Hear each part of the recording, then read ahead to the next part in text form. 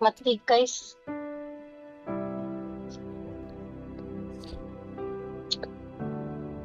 निकाल लिए। पढ़ो 7 से 21। मत्ती 7:21। जो मुझसे हे प्रभु कहता है उनमें से हर एक स्वर्ग के राज्य में प्रवेश न करेगा, परंतु वही जो मेरे स्वर्गीय पिता की इच्छा पर चलता है।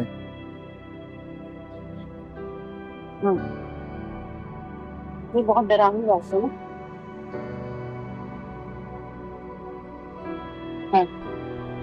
ये बहुत डरावनी बात है। यहाँ पर वचन क्या कहते हैं, प्रभु उसके बाद ऐसे लोगों के विरुद्ध चेतावनी देते हैं जो झूठा दावा करते हैं। ठीक है, कैसा दावा करते हैं? झूठा दावा करते हैं ना। कहते हैं कि उन्होंने उसे अपने उद्धारकर्ता के रूप में स्वीकार कर लिया है ना, परंतु कभी मन नहीं फिराया। मतलब उद्धारकर्ता के रूप में स्वीकार जरूर किया है, लेकिन अपना मन को नहीं बदला। वही पुराना जीवन, वही व्यभिचार जीवन, वही चोरी चकारी, वही झूठ बोलना, वही सब कुछ है ना। हर एक जो यीशु को प्रभु प्रभु कहता है वह स्वर्ग राज्य में प्रवेश ना करेगा। सिर्फ वे ही जो परमेश्वर की इच्छा के अनुसार, सोच लो, मतलब तुम यदि अपनी इच्छा के अनुसार जीवन जी रहे हो ना, तो तुम स्वर्ग राज्य में प्रवेश नहीं करोगे। स्वर्गीय राज्य में प्रवेश कौन करेगा? जो प्रभु की इच्छा के अनुसार चले। समझ गए जी? जी है ना। स्वर्ग के राज्य में वो प्रवेश नहीं करेंगे ना।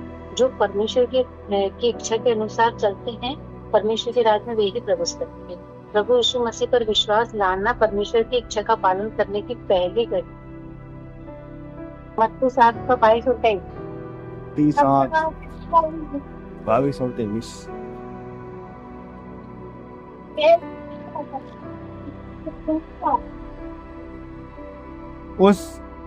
उस दिन बहुत से लोग मुझसे कहेंगे, हे प्रभु क्या हमने तेरे नाम से भविष्यवाणी नहीं की और तेरे नाम से दुष्ट आत्माओं को नहीं निकाला और तेरे नाम से बहुत से आश्चर्य कर्म नहीं किए? तब मैं उनसे खुलकर कह दूंगा, मैंने तुमको कभी नहीं जाना। हे कुकर्म करने वालों, मेरे पास से चले जाओ। अब पढ़ो प्रकाशित वाक्य 20 का 11 और 15।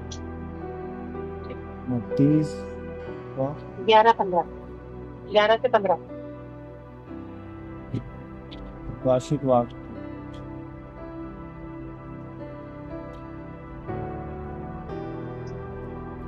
प्रकाशित वाक्य क्या 11-15? 11 से 15।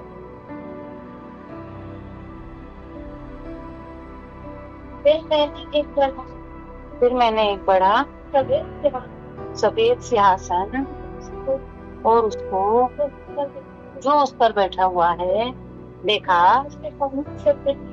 उसके सामने से पृथ्वी और आकाश क्या हो गए? भाग गए जी। और उनके लिए जगह ही नहीं मिली। फिर मैंने छोटे बड़े सब मरे हुओं को सिंहासन के सम्मुख देखा, सामने खड़े हुए देखा, और पुस्तक खोली गई। फिर एक और पुस्तक खोली गई, जीवन की पुस्तक, अर्थात जीवन की पुस्तक। और जैसा उन पुस्तकों में लिखा था वैसा ही उनके कामों के अनुसार मरे हुओं का क्या हुआ? न्याय हुआ।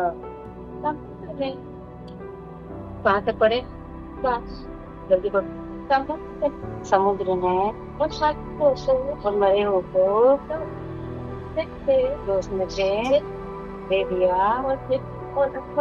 मृत्यु और अधोलोक ने भी दे दिया,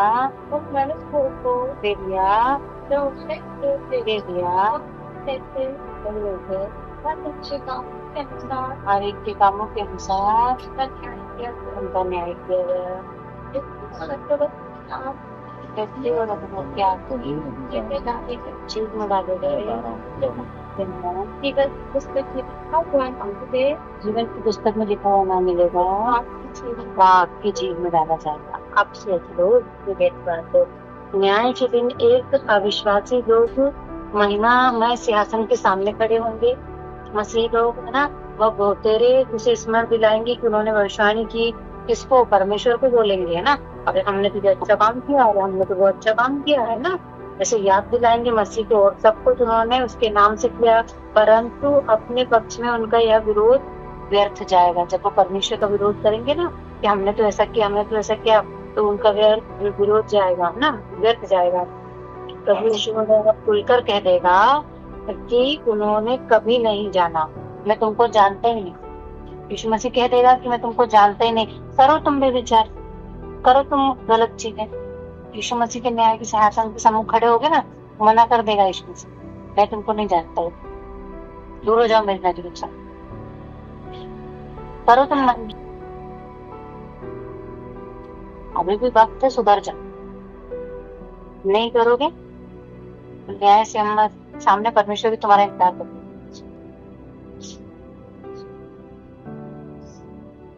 जब भविष्यवाणी करने वाले, प्रार्थना करने वाले, लोगों के लिए भले काम करने वाले उन लोगों को प्रभु मना कर रहा है, तो तुम और मैं कहाँ लाइन लोगे? साफ कह देगा मैंने तुम्हें कभी नहीं जाना। उसने उन्हें कभी नहीं जाना, अपने अपनों के रूप में स्वीकार नहीं किया, है ना। इन पदों के द्वारा हम सीखते हैं कि आवश्यक नहीं कि हमारे द्वारा आश्चर्य हो, परमेश्वर की ओर से ही हो। सारे आश्चर्य करने वाले परमेश्वर की ओर से नहीं होते, है। और अर्थ होता है कि एक अलौकिक शक्ति सक्रिय है। यह शक्ति ईश्वरीय हो सकती है या शैतानी भी हो सकती है, दोनों ही हो सकती है। शैतान अपने लोगों को शक्ति दे सकता है कि वे अस्थायी रूप से दुष्ट आत्मा को निकाले, ताकि लोगों में यह भ्रम उत्पन्न हो कि यह आश्चर्य ईश्वरीय। ऐसे मामलों में वह अपने राज्य में भीतरी फूट नहीं डाल रहा है, परंतु भविष्य की दुष्ट आत्मा द्वारा बस में किए जाने के लिए एक और बदतर परिस्थिति का क्या है? षड्यंत्र है।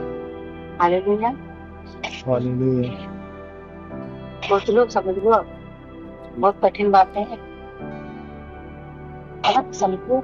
जय मसीह। जय मसीह।